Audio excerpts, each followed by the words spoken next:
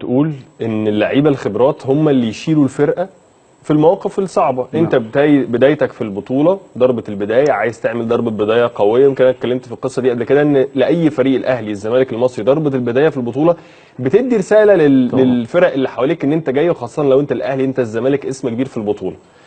والمفروض اللي بيساعدك على ده هم اللعيبه الكبار اللي موجودين جوه الفرقه. وحضرتك ليك دايما مصطلح بتقوله، ان غير المدرب اللي على الخط لازم يبقى في مدرب جوه الملعب.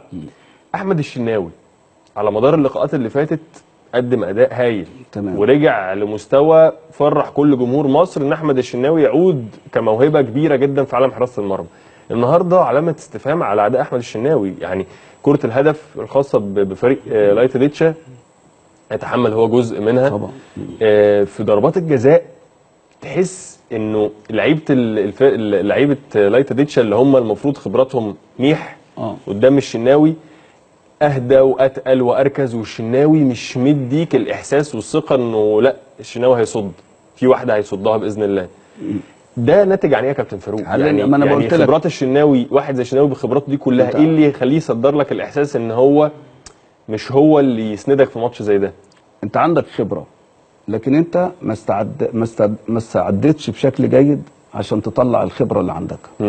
الخبره عايزه تركيز، عايزه فتنس كويس، عايزه طموح، عايزه اراده في الملعب.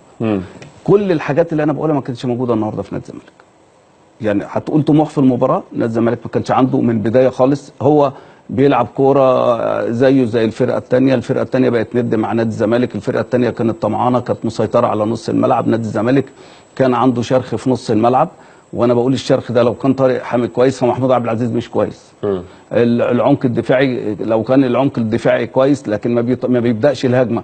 انا دايما اقول ان النادي الاهلي عنده ميزه اللي اضافت للنادي الاهلي شكل جيد، هو ايمن اشرف، ان هو بيبدا الهجمه وان هو مش مستعجلين عن ان هم يجيبوا الهدف. الزمالك انت قلت نقطه مهمه جدا، التوتر. هو التوتر ده بيجي من الاعداد. اما تيجي تستعد للمباراه لازم بتبقى انت عارف احتياجاتك، وبتبقى انت مقسم المباراه. مش عايز اقول سيناريو عشان الكلام الشعبي اللي بيتقال ده. انت مقسم المباراه. لو انت ما جبتش هدف في ربع ساعه هتعمل ايه في ربع ساعه الثانيه؟ لو ما جبتش هدف في الربع ساعه الثانيه بعد نص ساعه هعمل تغييرات ولا هفضل استقر؟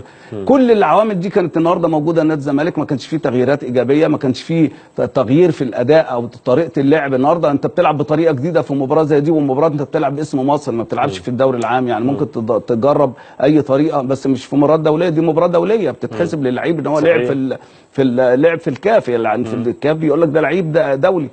انت النهارده نادي الزمالك ما استعدش لكل ده. نادي الزمالك النهارده حس، انا بقول لك، عدم احترام الفريق ده اكبر حاجه. يعني انت واحد مثلا جاي لك ضيف وجاي مثلا هيتغدى معاك ولا هيقعد معاك يتكلم معاك وانت ما اديتلوش اي احترام، وانت فوجئت بعد كده ان الراجل ده مركز افضل منك، الراجل ده عنده طموح اقوى منك، الراجل ده عمل نتيجه في الاخر احسن منك. انا شايف النهارده نادي الزمالك لم يقدم شيء. لازم يبقى في حساب قوي جدا وعنيف من اداره الزمالك مع اللعيبه.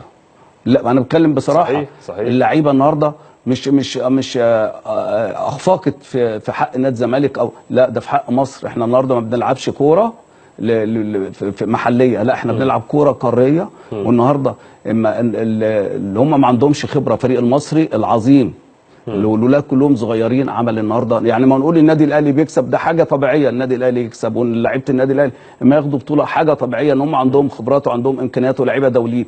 لكن بنيجي نقول وما نحطش مقارنه بين لعيبه الزمالك والمصري. لعيبه المصري في لعيبه في الزمالك تشتري كل، يعني 2 لعيبه من الزمالك اللي موجودين يشتروا فريق المصري كله. لكن فريق صحيح. المصري رجاله في الملعب، لعيبه عندها الاراده، عندها التصميم، عندهم مدرب مركز في المباراه بيقاتل، روحه موجوده مع اللعيبه، اللعيبه عارفه ايه عايزه ايه من المباراه.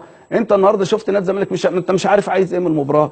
يعني لغايه ما الحكم جاء من نادي الزمالك اداله ضربه جزاء، لا ضربه جزاء انت عارف هو عايز ايه بس مش عارف يوصل له ازاي. مش عارف يعني حتى لو انت عايز تكسب وشايف المباراه.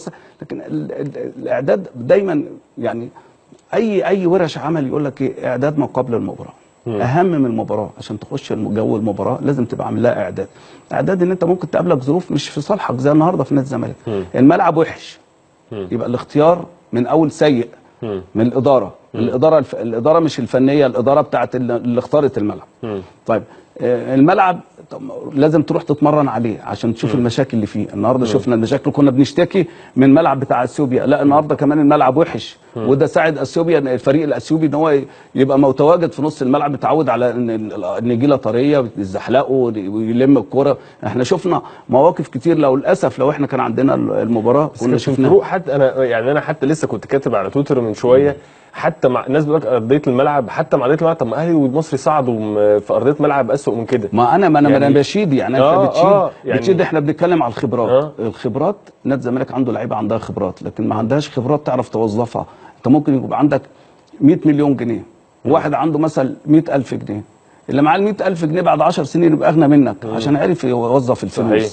لكن صحيح. انت شايل الحاجه ومش مهتم وباكل وبشرب. لا، انا بتكلم